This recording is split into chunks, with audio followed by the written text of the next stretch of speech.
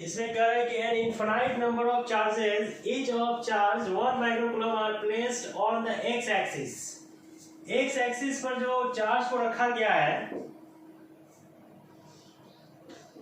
यहाँ ओरिजिन है, an infinite number of charges, infinite समझ ही रहे हैं, बहुत चार्जेस हैं। Each of charge 1 microcoulomb are placed on the x axis with coordinate axis 1 2 4 8 and so on infinity.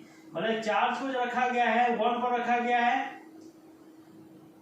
उसके बाद रखा गया है 4 पर, 2 पर रखा गया है, उसके बाद रखा गया है 4 पर, उसके बाद रखा गया है 8 पर एंड सो ऑन इन्फिनिटी तक दिया गया है इसको।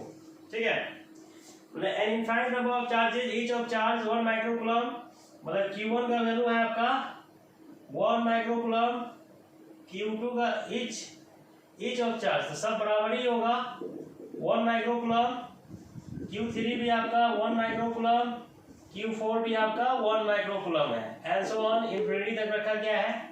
If charge of 1 microcoulomb is kept at the origin, और यहाँ पर जो चार्ज रखा गया है 1 कूलम ये ओरिजिन पर है, तो then what is the net force acting on 1 coulomb charge. इस पॉइंट पर नेट फोर्स क्या लगेगा ये पूछ रहा है, 1 की वजह से, 2 की वजह से, 4 की वजह से, 8 की वजह से। तो सारा पॉजिटिव चार्ज है तो सारा इस तरह फोर्स लगाएगा, इसकी वजह से इधर लगेगा, इसके वजह से भी इधर फोर्स लगेगा, इसके वजह से भी इधर फोर्स लगेगा, इसके वजह से भी इधर फोर्स लगेगा, मतलब सब फोर्स एक ही डायरेक्शन में लग रहा है। तो नेट फोर्स जो होगा इसका, net force on origin due to given charges की वजह से नेट फोर्स जो लगेगा F0 पर वो कितना हो जाएगा, F1 plus F2 plus F4 plus F8 and so on. ठीक है ना, यहाँ जो वैल्यू आपका आएगा K into Q0 into Q1 by इसके बीच का डिस्टेंस R1 ले लेते हैं, फिर इसके बाद इसके बीच का डिस्टेंस को R2 ले लेते हैं, तो ये 1 का स्क्वायर हो जाएगा, K into Q0 into Q2 by 2 का स्क्वायर हो जाएगा। इस तरह से K into Q0 into Q3 by 4 का स्क्वायर हो जाएगा।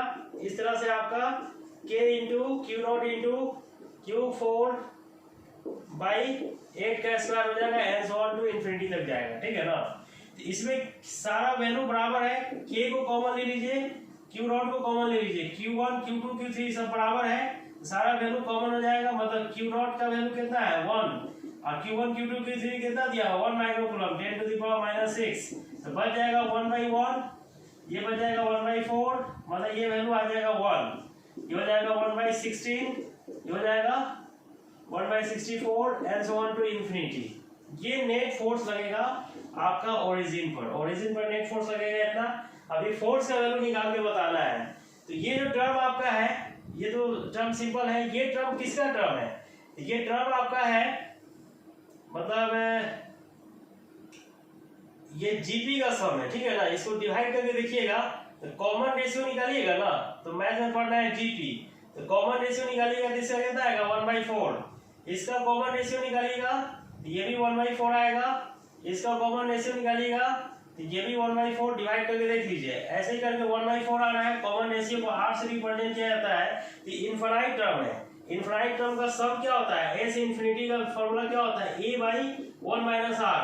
ये फॉर्मूला याद रखना पड़ेगा, मैथ में पढ़ना है सीक्वेंस एंड सीरीज में, ये फॉर्मूला आपको मैथ में पढ़ना है सीक्वेंस एंड सीरीज में। ये इनफाइनाइट टर्म का सम होता है A/1 - R, ये जो होता है फर्स्ट टर्म है, ये क्या है फर्स्ट टर्म है, और आपका R क्या है तो कॉमन रेशियो है, तो कॉमन रेशियो है, तो इसमें जब इसको सॉल्व कीजिएगा इस टर्म को तो ये वैल्यू आपका आ जाएगा यहाँ पर K का value 9 × 10 to the power 9 10 to the power -6, ये वैल्यू आ जाएगा। A का वैल्यू कितना है 1 है, 1 रख देंगे, R का वैल्यू कितना है 1/4 है, तो इसको सॉल्व कीजिएगा तो 9 × 10 टू द पावर 3, ये आपका आ जाएगा कितना 3/4, मतलब ये 9 × 4/3 × 10 टू द पावर 3, इससे ये कट जाएगा, ये कितना आ जाएगा 12,000 न्यूटन, मतलब आपका ओरिजिन पर 12,000 न्यूटन का फोर्स लगेगा। ठीक है ना, तो आंसर क्या होगा आपका बी होगा। ठीक है, तो इसमें बस एक ही चीज कॉमन क्या था, ये सीक्वेंस एंड सीरीज का यूज हुआ है। सीक्वेंशियल सीरीज में एपी जीपी एचपी आप लोग पढ़े होंगे मैथ में, नहीं पढ़े हैं तो आप इस चीज़ को याद रखिए कि अगर जीपी में कोई भी टर्म होता है तो कॉमन रेशियो देखा जाता है। आप कॉमन रेशियो इसमें देख रहे हैं कि सब में बराबर आ रहा है, मतलब सेकेंड टर्म को फर्स्ट से डिवाइड कर रहे हैं, थर्ड को सेकेंड से, फोर्थ को थर्ड से डिवाइड करने के बाद रेशियो अगर बराबर आता है तो उसको कॉमन रेशियो कहा जाता है, जिसको वैल्यू 8 से रिप्रेजेंट करते हैं। और इन्फिनाइट टर्म अगर रहता है, इन्फिनिटी तक रहता है, तो इसका फॉर्मूला होता है a/1 - r। अब a मतलब फर्स्ट टर्म हो गया, r मतलब हो गया कॉमन रेशियो। ये वैल्यू हम यहाँ रख दिए, सॉल्व कर दिए, आंसर आ गया। ठीक है, बस इसमें यही एक नया चीज था और कुछ नया चीज नहीं था। क्वेश्चन आप बना सकते। देखिए इस क्वेश्चन में क्या कर रहा है कि two equal charges are separated by a distance d। मतलब टू इक्वल चार्जेस है जो डिस्टेंस d डिस्टेंस पर रखा गया है। जैसे चार्ज आपका है इक्वल q1 = +q मान लेते हैं और q2 का वैल्यू +q ले लेते हैं। ठीक है, डिस्टेंस इसका दिया हुआ है d डिस्टेंस पर रखा हुआ है। A third charge placed on a perpendicular bisector। और थर्ड चार्ज जो रखा गया है परपेंडिकुलर बाइसेक्टर। परपेंडिकुलर बाइसेक्टर समझते हैं जिसको दो भाग में बराबर बराबर बांटता है। मतलब यहाँ से यहाँ का डिस्टेंस हो जाएगा d/2 और यहाँ से यहाँ का डिस्टेंस हो जाएगा d/2। परपेंडिकुलर बाइसेक्टर इसी को कहते हैं, this is the perpendicular bisector. ये आपका है परपेंडिकुलर बाइसेक्टर। ठीक है, परपेंडिकुलर बाइसेक्टर पर थर्ड चार्ज को रखा गया है एट x डिस्टेंस। कितना दूरी पर रखा गया है? x distance. मतलब यहां से यहां का दूरी जो है कितना है? x है। तो यहां जो चार्ज आपका है, ये चार्ज यहां जो रखा गया है third charge, a third charge placed on perpendicular bisector at x distance from the center will experiences maximum coulomb force। Maximum coulomb force उस पर एक्सपीरियंस होता है। ठीक है, तो maximum coulomb force experience, maximum coulomb force when x का value d/√2 होगा। मतलब बोल रहा है कि इस चार्ज को इस लाइन पर कहाँ रखा जाए कि फोर्स जो होगा मैक्सिमम होगा। यहाँ रखा जाए, यहाँ रखा जाए, यहाँ रखा जाए, कितना दूरी पर रखा जाए ये तो फिक्स नहीं है, ऐसे x डिस्टेंस पर रख दिया गया है। मगर आपको ये बताना है कि मैक्सिमम फोर्स के लिए चार्ज को कहाँ पर रखा जाए। तो सबसे पहले तो आप फोर्स निकाल के देखिए। जैसे ये जो चार्ज आपका है, ये फोर्स इस पर जनरेट करेगा, ये चार्ज इलेक्ट्रोस्टैटिक फोर्स आप जान ही रहे हैं F1। ठीक है ना, और ये भी चार्ज इस पर फोर्स जनरेट करेगा F2। ठीक है, तो यहाँ एंगल अगर ये थीटा है, ये भी एंगल थीटा हो जाएगा। अगर ये एंगल थीटा है, ये भी एंगल थीटा हो जाएगा। फिगर समझ आ रहा है आप लोगों को? फिगर में कहीं दिक्कत नहीं ना है? हाँ हेलो, बोलिए। हाँ बोलिए ना, क्या हुआ? क्लास हुआ है क्या? अरे यार क्लास तो चल ही रहा है। तुम लोग कौन दुनिया में रहते हो, मुझे नहीं समझ में आता है। अभी भी क्लास चल रहा है। सर 1 बजे सर कहाँ आया नोटिफिकेशन? क्या यार तुम नोटिफिकेशन, टाइम फिक्स है, फिक्स है, होगा 1 बजे 7 बजे क्लास। अभी भी क्लास चल रहा है, जुड़ो इस पर जल्दी से ना। फिगर क्लियर है आप लोगों का? फिगर में कोई दिक्कत समझ में आ रहा है फिगर? ठीक है, अब देखिए फोर्स जो यहाँ पर जनरेट होगा Q3 को मान लेते हैं Q0। F1 का वैल्यू कितना होगा? मान लीजिए R है तो ये भी R होगा। F1 = F2 होगा और ये K × Q × Q0/R²। ये तो वैल्यू फिक्स है, मान लेते हैं मैं ये। अब यहां पर देखिए इस फोर्स का दो कंपोनेंट होगा। एक कंपोनेंट होगा इस तरफ, ये होगा आपका F1 sin थीटा और इधर होगा आपका F2 sin थीटा। ये एक दूसरे को कैंसिल कर देगा। इधर जो फोर्स जनरेट होगा ये होगा आपका F1 cos थीटा और F2 cos थीटा।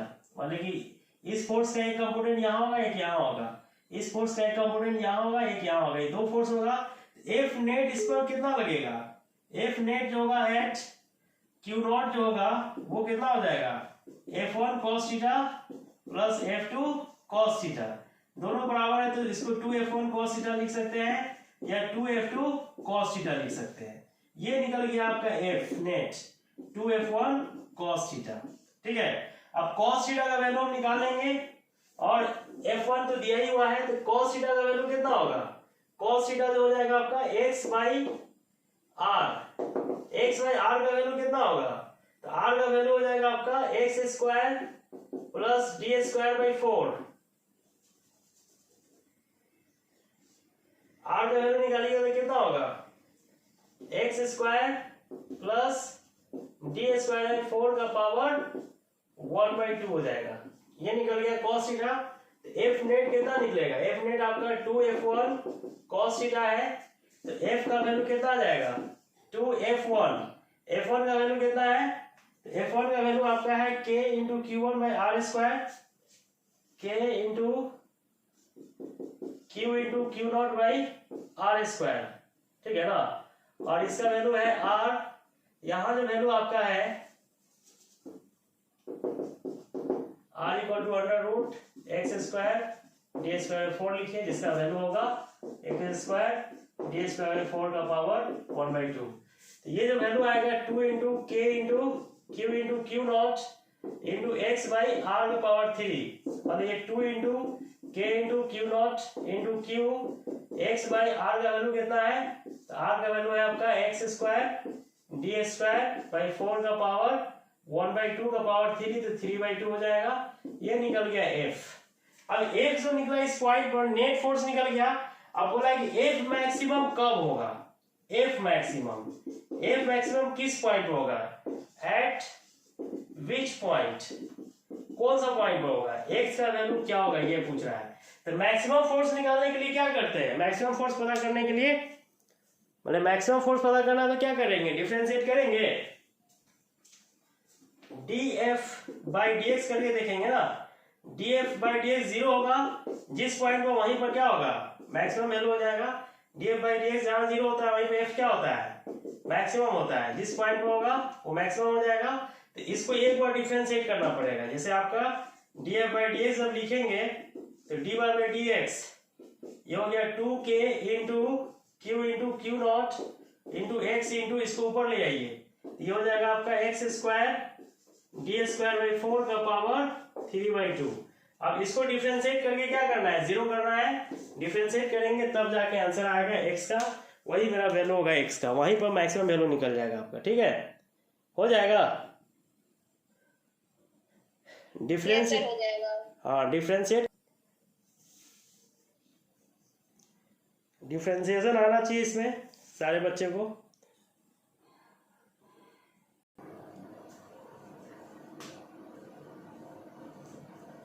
इस क्वेश्चन में क्या कह रहा है देखिएगा, चार्ज ऑफ मैग्नीट्यूड 3e, एक चार्ज जिसका मैग्नीट्यूड दिया हुआ है 3e, ठीक है ना, एंड मास जो है, मास आपका 2m है, मास चार्ज का 2m दिया हुआ है, is moving in an electric field, और ये मूव कर रहा है इलेक्ट्रिक फील्ड में। ये इलेक्ट्रिक फील्ड है, यहाँ पे एक चार्ज लिया गया है, q1 का वैल्यू q है और मास आपका m1 इक्वल टू m है, ये मूव कर रहा है, इसमें मूव कर रहा है, तो फोर्स यहाँ जनरेट होगा, फोर्स इक्वल टू क्या होता है, मास इनटू एक्सेलरेशन, ठीक है ना। तो acceleration imparted to the charge, तो एक्सेलरेशन कितना होगा इस चार्ज के लिए बताना है।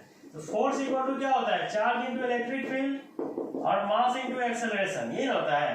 तो एक्सेलरेशन निकालना है, तो e इक्वल टू क्या होगा, QE बाई m, चार्ज कितना दिया हुआ है 3e, m मास कितना है 2m है, तो कितना हो जाएगा acceleration 3e by m, 3e by 2m, B होगा आंसर, ठीक है।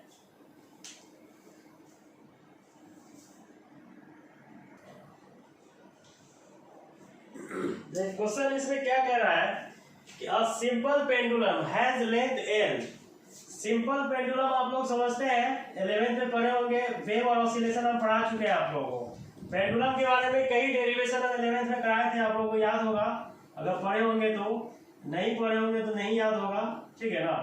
देखिए अ simple pendulum has a length l and the mass of the Bob, इसको बॉब बोला जाता है, दिस इज द बॉब, जो लोहे की तरह होता है, Bob is suspended between the vertical plates, इसको वर्टिकल प्लेट्स के बीच में सस्पेंड किया गया, लटकाया गया है। Vertical plates of charge parallel plate capacitor है, तो ये पॉजिटिव चार्ज होगा, तो दूसरा आपका नेगेटिव चार्ज होगा, एक पॉजिटिव होगा दूसरा नेगेटिव होगा, ठीक है ना। If E is the electric field strength between the plates, electric field strength between the plates the time period of the pendulum, मतलब प्लेट्स के बीच में इलेक्ट्रिक फील्ड जनरेट हो रहा है आपका इस तरह से, ठीक है।